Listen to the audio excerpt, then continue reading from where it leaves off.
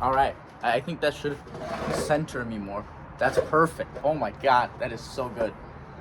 All right, so I wanted to make my second video of the day because I wanted to post 2 videos with the channel, and I sort of, instead of posting them at the same time, I was like, let me make one and then I'll post the second.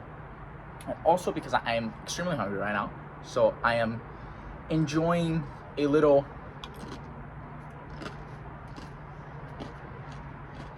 dinner of sorts. I'm gonna show what I have here. I have this hummus, which is just classic garlic hummus. I have this labine dip, roasted tomatoes from Trader Joe's. It's really good. I have the pita crackers with flax seeds on them. I have my favorite cheese of all time, brie. I'm a big sucker for brie. Everybody who knows me knows this. I love brie cheese. It's just so soft on the mouth.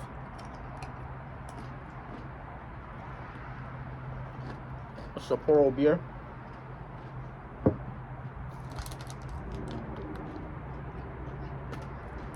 And some peanut things. Okay. It's not a good idea to do a talking video when I'm eating because of the fact that, I don't want to be disgusting here. But I thought might as well, since these videos are meant to be more about just me talking than really like anything else. But so this is the idea that I had to talk here was actually about distinct things, not really about scholarship or a specific thinker per se, but actually I wanted to talk a little bit about why philosophy. And I think there's different ways to sort of answer that question. There's the why philosophy of why should we as a society invest in philosophy. And this claim usually comes to sort of trying to prove that philosophy is fruitful to a series of endeavors, perhaps saying, look, funding ethics in society gives us a good moral backbone to guide our democratic decisions, or perhaps to create theories and philosophies around how school and how criminal justice should be, etc. So it can serve as sort of the basis for why we make grander decisions, right? After all, every political decision that is made, any policy that is made on a grander scale, or even in a minor scale, has objectives that is trying to set. No policy is done in and of itself. Rather, we assume some things to be goods, and so we try to reach those goods for policy. And philosophy is a good way to sort of analyze whether or not these things are goods or not goods. So there's that component to it. There's also the component of, trying to justify philosophy to the sciences. Say, look, we actually test the axioms of multiple different philosophies, like not philosophies, areas of study. For example, philosophy of science sort of talks about the borders and limits of empirical inquiry, of why the scientific method functions the way it does, etc., etc., etc. Right? But I think none of these are rather interesting topics. Not that they shouldn't be talked about, but I think that there's something about philosophy that is more profound than that. And so that's sort of what I wanted to talk about today. And specifically the idea of return to nature, or rather return to the inner child. Let me get my brie in before I talk about this. So, my 2 favorite thinkers of all time are Friedrich Nietzsche, and Hegel, right? I think these 2 are the great giants of philosophy. If you want to understand any philosophy after the 1900s, you need to read these 2 thinkers, right? I mean, the amount of influence Nietzsche has on Jung, on Freud, on the critical theory, Foucault. I mean, this guy influenced pretty much every single ideology after the 1900s, right? Hegel is just fundamental to sort of understanding post-Kantianism. So understanding perhaps not as much Schelling or Fichte, but to understand Marx, but also to understand even the Frankfurt School people, one needs to understand Hegel. Because the dialectic is going to be, at least in continental philosophy, the most mainstream method of analysis. But why did I want to talk about these two thinkers? Because these two thinkers both have an idea which philosophy is not entirely sort of against. Philosophy sort of holds this view for a variety of thinkers. And that's the view of return to an initial state. So Hegel in the Encyclopedia of Logic reaches the end, which is the absolute idea. And in it he says for a moment that when reaching the absolute idea, we actually return to the beginning. But this beginning now has an extra layer to it. This movement that we progress, even though we return to the beginning, we actually progressed greatly in the department of our understanding of the logic, our understanding of the absolute. And so why is that important? Because I think oftentimes in philosophy, there is a sort of call to nature. I'm particularly having in mind Rousseau here, where a philosophy will be justified in the sense of they will say, this is what it was like in nature, or in nature we lived in a primordial good state. Take the Garden of Eden, for example. Garden of Eden, where Adam and Eve, which they stay in the state of bliss, right? However, most philosophies will sort of argue that there was something that humanity peered into which was beyond what they ought to do. They overstepped in some department, in some area. And that overstepping is what leads to destruction, and what leads to sin, what leads to sort of the entire evils and sufferings of society. You see this echoed in various different philosophies. You see it, for example, in Dante's Inferno, Ulysses' description of his last voyage, where he voyaged beyond the Mediterranean and sort of was caught in a whirlwind of water. Are all whirlwinds water? I don't know. But again, representing that of human knowledge going beyond the reaches. Again, as I said, the story of Adam and Eve, Rousseau with Amour Propre, when humanity sort of starts to join together, individuals stop living their individual lives in nature, but rather they sort of unite with others. They create this pathology, which is the sense of envy and the sense of jealousy. What else? Well, Marx also, similarly, with the notion of the creation of property, right, which moves us from this proto-communist state in the early beginnings of life to the first stage of economic production that's outside of this proto-communist state. And so philosophy always has this notion, but what Hegel wants to emphasize is that in fact, the journey of the individual, I don't want to say the individual because we're getting ahead of ourselves, but the journey of the concept, the journey of the idea, the journey of life and pretty much everything is a return to self, is a return to this proto-primordial state. But this return isn't an empty abstract return of we simply sort of reset and return to the beginnings, but rather this initial state is something that when we return to in a complete and absolute sense.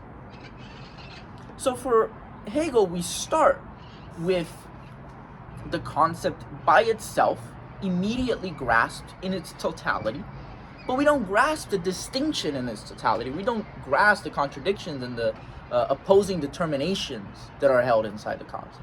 That's only done through the unfolding of the concept itself, which means a separation, a break. The first thing the concept does is remove itself from itself, turning into object its own subjectivity.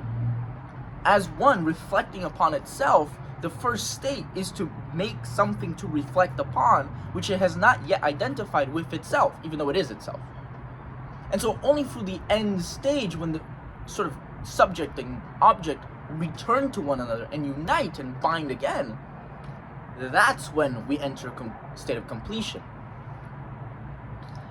And I wanted to talk a little bit about Nietzsche too, because Nietzsche, in this book specifically, Das Volk Zarathustra, let me just get a little bit more of my hummus. This is so good. Trader Joe's food is like peak of humanity. I'm not gonna lie. I don't know who Joe is. I don't know what he trades. I mean, I guess he trades groceries, but man, that's phenomenal. Anyhow, in this book, Zarathustra, Nietzsche talks about the three metamorphoses of the Übermensch. And the first metamorphosis is onto the camel. And the camel represents an individual who's burdened by society's various imperatives. He sort of embraces the Tao Shao and follows through with them, and thus becomes literally a camel because he's burdened by this heavy load of society. He's used as literally an entity that is just supposed to continue the will of the culture of the society that the camel finds itself in. To liken it into something like Animal Farm, for example, think of the horse in Animal Farm. That's sort of the Nietzschean view of the Nietzschean view of the camel. After the camel, you get a metamorphosis into the lion. Now, with the lion's importance that he takes a purely negative role. The lion's objective is to fight the golden dragon of Tao Shao's. That is, the lion needs to deconstruct society. He needs to go out into the world, fight all those imperatives that have been bestowed upon him during the stage of the camel, and destroy them. Destroy them with what? I will. And so, the lion is this fighting spirit which fights against something external to himself to liberate himself from that externality and to thus gain some unity with itself.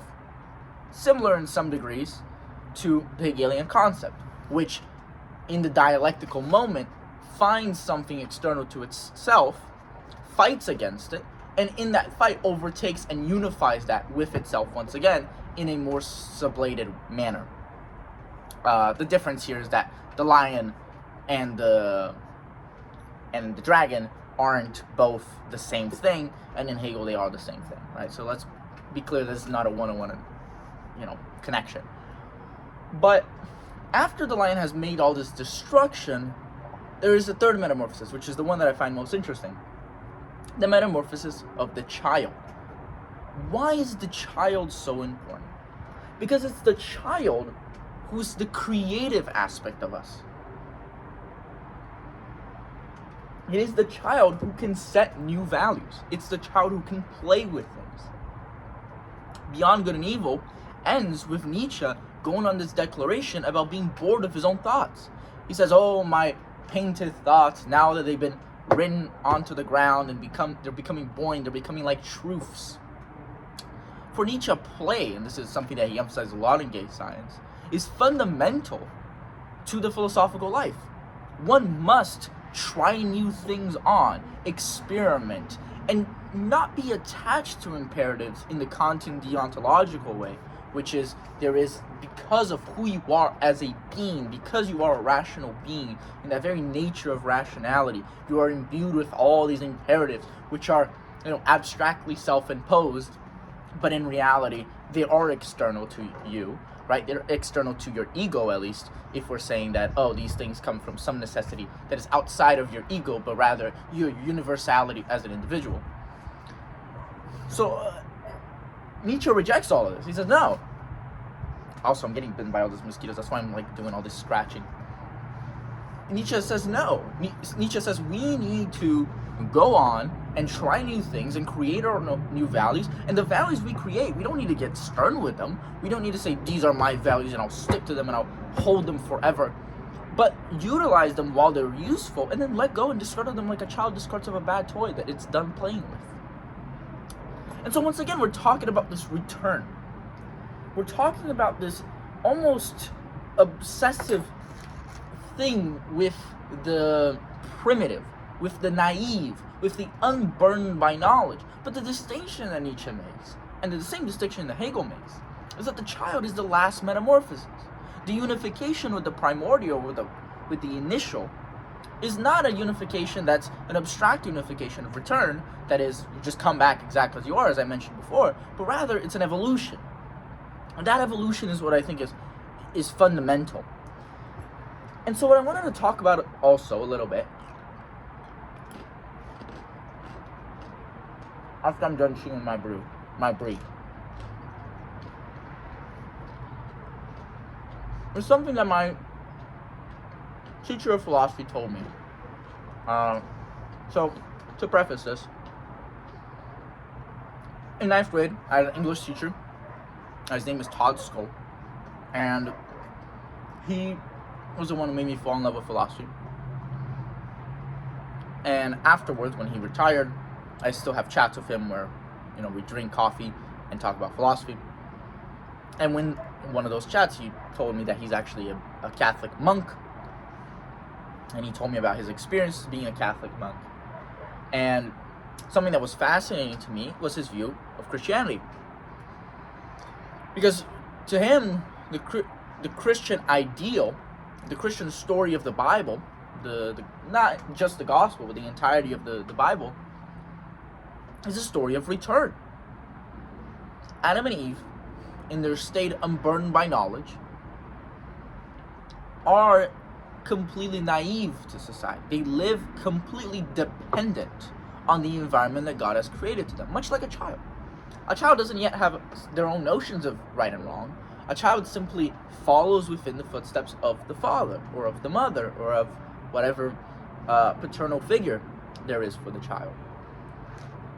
And so what's important, paternal not in the masculine sense, paternal as in like a figure of some paternal entity. I don't know how to describe it, non-gendered parents, right? Paternal is in parents. And so, why is it important that Adam and Eve eat of the fruit? Why is it important that they partake of knowledge and move away from heaven? It's because they would be like children for the entirety of their existence. That in itself is a sort of torture. Because a child, what does a child seek? A child seeks knowledge. A child seeks to ask various questions. Why is this here? Why is the sky blue? Why is the sky blue in the morning and why is it dark at night? Why is this table here? Why is it that, daddy beats mommy or whatever? I don't know. As a kid, I loved asking questions. And so the kid is always in the pursuit of something. Now, we can, give the sort of mindfulness and, self-help bullshit answer of just like the journey is what matters, not the destination, which is, of course, important, but it's taken in this abstract way that's almost meaningless. If you have a journey and you don't ever reach the destination, eventually the journey becomes pointless, right? There needs to be some destination. There needs to be we must reach eventually the end point. Imagine climbing a mountain and never reaching the top, Sisyphus, for example. Sisyphus must have at least the goal and, in fact, a top of a mountain to really actualize himself, counter to what Camus has to say.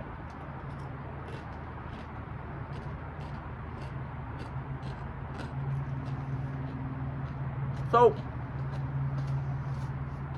Adam and Eve had to eat of the fruit at some point because in that child state, they would lose their curiosity, they would lose their passion, their purpose, unless they found answers. And so they did. But in that finding of answers, my friend, now you're burdened with responsibility over your actions. The brothers Karamazov, right? Where the child is seen as somebody who has, since they have not partaken of the tree of good and evil, they don't have more responsibilities over their actions. That's what Ivan argues, at least. And Alyosha seems to concede that point. And similarly, in the Grand Inquisitor, the chapter after Mutiny, or Rebellion, depending on the translation, that's where the Grand Inquisitor specifically outlines the fact that by giving us the sort of knowledge of good and evil, has imparted us moral responsibilities, moral imperatives. Well, after all, counter to what I think so much of what Christian objectivist morality holds, good is not just a substance like any other. Like I'll talk about in my other video, good isn't just the beautiful or the tall, where you can just name and describe things. It has normative value. The good has some responsibility of what you ought to do. And so, now that the child has knowledge, he has to act.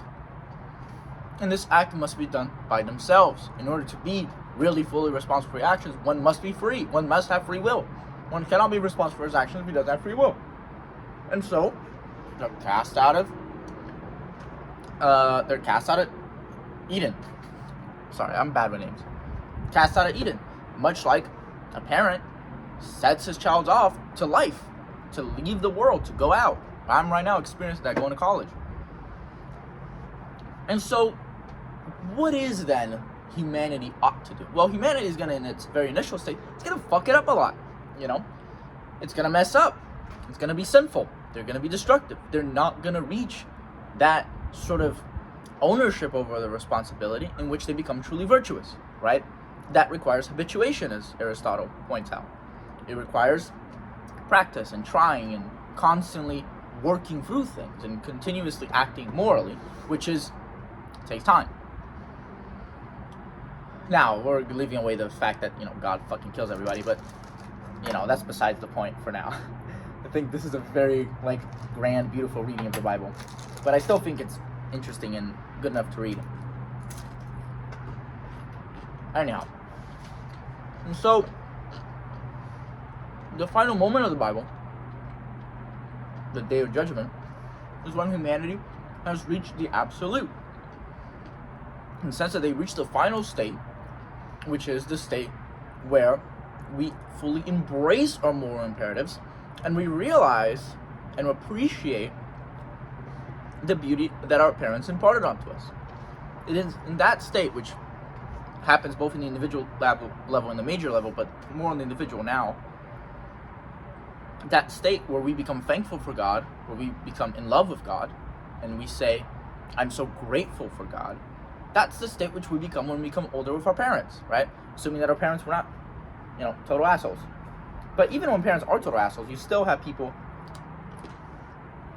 who, as they grow older, have their own children, become even more appreciative of their parents.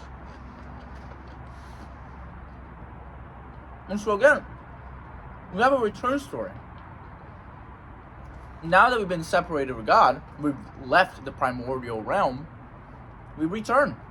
But we return wiser. We don't go back to pre-knowledge of good and evil. Now we fully embrace the knowledge of good and evil. We fully take it into our responsibility, our moral duties.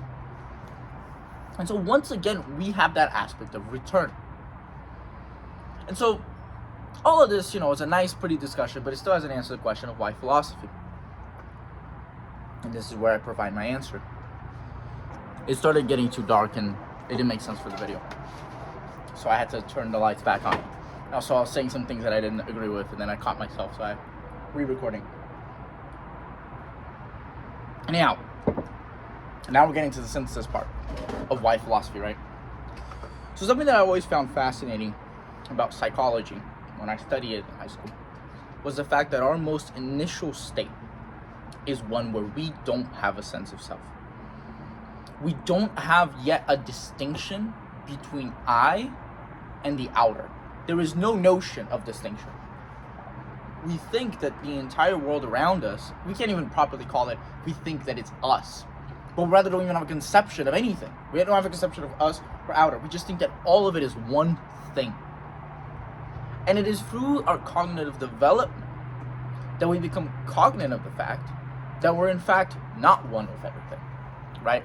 Freud talks about this in Civilizations, its contents, that this feeling of oneness with the world gets repressed, which manifests in the oceanic feeling, which gives us the feeling that there is a God, etc., but whatever, anyhow.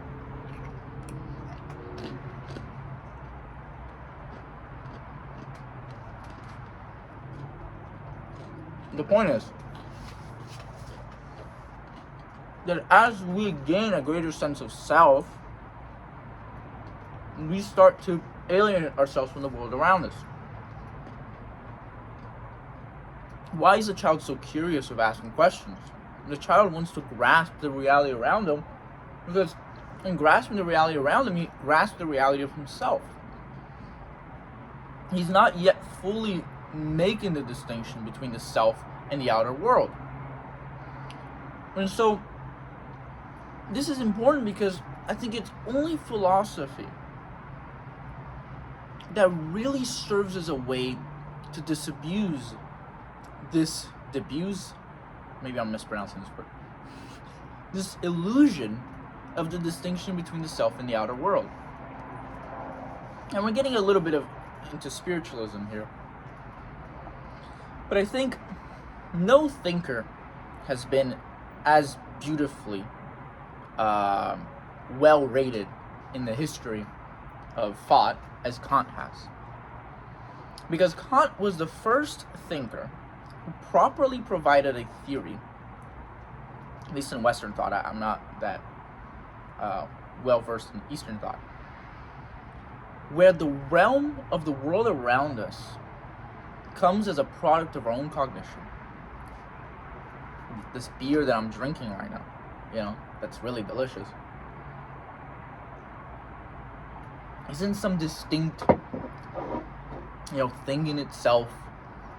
Rather, my cognition is imparting onto all these objects, the beer, etc., certain basic forms so they can exist. To take the example of mathematics, the example that I like to use, it gives the Cartesian coordinates for points to be plotted on, right? And so, in order for us to be able to experience anything, we need our cognition. And so the world around us owes so much to its existence, its ontology, to us, as we owe our sense of experience to it. We're this joint project. We're two parts composing a whole, a totality. And I think it is philosophy that is the only field of study that truly engages with that thought. I don't think any other field of study does it as much as philosophy does. And why do I think that's important? We're not meddling in these abstract ideas for the sake of abstract ideas. We're not, being pedantic and just being like, oh, what is a cube, or what is this, and oh, this beer, dude, it's like tether to me, I feel it on the frequencies, Rather, we're really getting in touch with something that's so powerful in us, which is a sense of unison. Nietzsche talks about, in The Birth of Tragedy, this distinction in Greek plays between in tragic Greek plays, between the Apollonian and the Dionysian. And I'm not going to get into too much of it, but the point is that by watching the tragic play, one would feel so tethered and so emotionally connected with the play that one would be able to destroy, or partly destroy, obscure perhaps is a better word, the principio individualis, which is the principle of individualization. You no longer feel a sense of self. You feel a sense of connection with the world. You feel a sense that all of it is one, and you're partaking in this euphoric beauty, almost a psychedelic experience. And I think that if that's not the meaning of life, then life has no meaning. What do I mean by this? I wrote this about a while ago, but there was a day in my life, and there were multiple times this happened, but I'll give this example, where me and my ex-girlfriend, a woman who I deeply loved, had just done having sex. And we laid next to each other, bear to bear, chest to chest, tete-a-tete.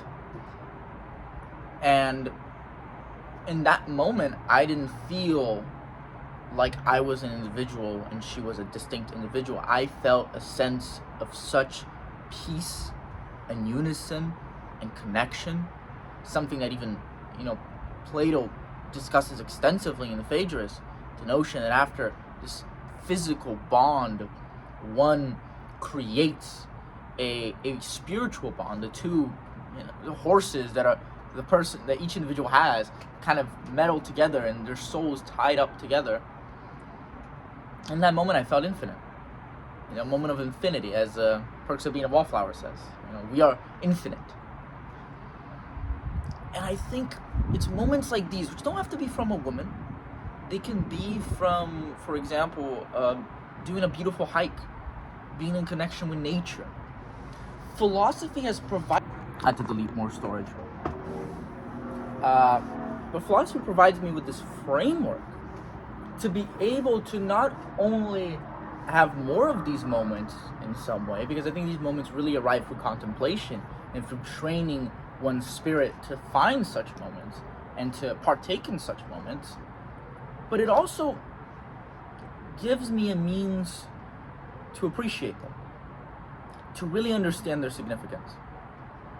I will never forget the argument that is made in the Gorgias for why justice is so important. And Plato puts it in terms of not justice is good for society, or that, if everybody was just, the world would be better.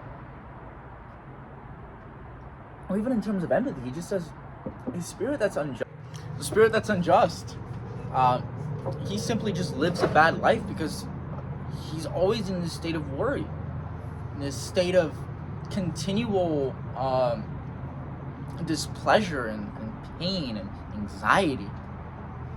And I think that has such much beauty to it, because I've often contemplated this, the fact that life just feels like an eternal joust between pain and pleasure, right? At times we feel pain, at times we feel pleasure, at times we feel in between, at times, sometimes you like feeling both. But the point is that what's the fucking point if it's just that? I mean, seriously, if life is meant to literally just be this state of pain and pleasure, can you fuck off? What's the point of living? There's no point. What, so you can feel better pleasure? I can tell you, the best pleasures you're going to feel in life, they're going to come with a lot of pain right after. Okay, because you're going to lose those pleasures. So whatever, if you round up life itself, it's usually either homostasis on average or worse, okay? It's hardly going to be a world of pleasure. And if the world's really just, pleasure and pain, just shoot up fucking heroin up your, veins all the time. And once you get tired of that, shoot up meth. Just keep going harder drugs, and then kill yourself at the end, because then you maximize the amount of pleasure. Of course, it's not a good way to live, and maybe I'm strawmanning the argument a little bit, but alas, it happens. But with that addition of love, that addition of passion, of fever, of this sense of union with the world, you feel empowered. You feel strong. You feel like, your will has some power, because it's not only your will, but it's the will of the world. It's the will of the universe. You feel a sense of totality. And that sense is a return to that initial primitive state. But it's not just that primitive state in its most abstract way, but rather it's a journey which now you have fully adopted and understood. And you have, because now you, even though you're losing a sense of self and feeling unison with the world, you still, nevertheless, have a sense of self. You have some conception of the self, some conception of the outer world. You understand distinction within the totality, right? But at the same time, to reach this state of unison with the world, one must endure great pain, okay? One must suffer. One must almost die, right? That's why we call near-death experiences so enlightening and so akin to love in that little moment. And so, again, Plato, in the Phaedo, philosophy is about training yourself to die. It's about getting yourself closest to death as possible, because it is in death that we finally return to a state of returnal of the will. Schopenhauer, the will in death returns. But what can also bring that returnal, or at least a sense of that returnal? Art. And what is art? Beauty. Love. The totality of philosophy, the whole of philosophy, talks about this. And it talks about it with reason, and even though reason is sort of the guiding principle, fucking Plato again with Symposium, the great thing about reason and searching for the good is that it's beautiful. It's almost a love. Love is this devotion to the beautiful. Why is love the basic force of Christianity in so much of, like, Dostoevsky's thought, for example? Because it's love that is what provides this sense of union and return. The motherly love, the romantic love, being akin to the motherly love, or to the paternal love. Now, I'm not going to get into why you guys call each other daddy and mom. That's not what I'm talking about. But I mean, you guys, like, I don't fucking do it, right? But, you know, the point is that I've already said what I had to say. But to add on a little bit, that's why I do philosophy. Because I could spend the rest of my life being stuck in a 9 to 5 and perhaps make a shit ton of money. After all, I'm going to an Ivy League, you know. You make money when you go to those. I could. But that to me is pointless. To me that's being stuck in the eternal Jost. That's being the camel and never becoming the lion and never becoming the child. That's being stuck in the initial state of abstraction, or rather in the process of the dialectic, but never advancing. Being stuck in, I don't know, being a nothingness. To me, it's a miserable way to live. The only way I can conceivably live is to live with love, with my heart out onto the world, and me continuously chasing and following it. You know, one time on a love letter, I likened my heart to a carrot that one puts in front of a pig, Minecraft reference, because that's how I live my life. My heart is outwards. I'm always seeking it. But my heart isn't this abstract heart of, oh, I'm always in my emotions and my feelings, and, you know, I'm just a hopeless romantic or whatever. But it has this powerful, powerful sense, which is the sense of union, which is reason. The heart is not distinct from reason. They're tethered to each other. So when my heart guides me out there and I follow, it's because I trust my heart, because I know that my heart is the thing that gives my life meaning. And so that's why I fucking do philosophy, and that's why I like eating my brie cheese outside with the lights on, drinking a Sapporo, because this is all the beauty of life.